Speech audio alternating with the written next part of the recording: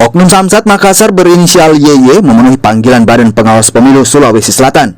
Kehadiran ASN lingkup Pemprov Sulawesi Selatan ini untuk memberikan klarifikasi terkait dugaan pelanggaran netralitas ASN di Pilkada. Selama diperiksa di sentra Gakumdu, YY dicecar sejumlah pertanyaan. YY berkilah jika foto yang viral di media sosial bukan sebuah dukungan, namun permintaan wajib pajak. YY bahkan melarang wajib pajak membawa kartu foto paslon yang hendak dibagikan. Atas kejadian tersebut, terlapor merasa dirugikan dan menjadi korban.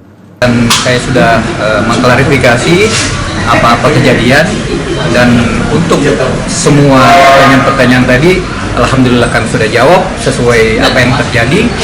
Mungkin untuk lebih detailnya nanti bisa teman-teman bisa dapat jawabannya dari Bawaslu. Terima kasih.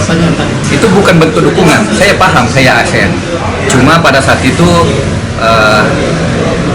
ada simpatisan yang pada saat itu kan pelayanan, ya, pelayanan, dia mau urus pajak, dia naik ke atas, ternyata pada saat itu dia bawa sesuatu, ya kan, dia rencana bagi-bagi ke bawah, tetapi saya larang, kok nggak boleh bawa, nggak boleh bagi di bawah, ya kan, itu kan pelayanan di bawah, nggak boleh, ini fasilitas publik, apalagi milik pemerintah.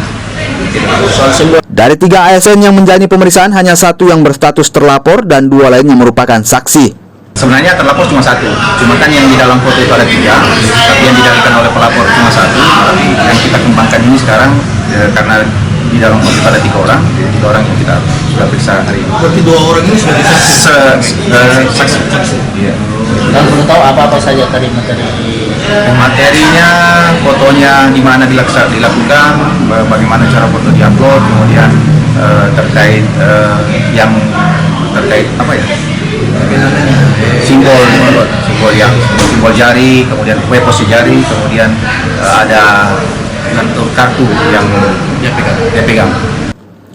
Usai terlapor diambil keterangan terkait dugaan netralitas ASN, Gakumdu selanjutnya akan menggelar rapat pleno. Arif Tetana, Kompas TV.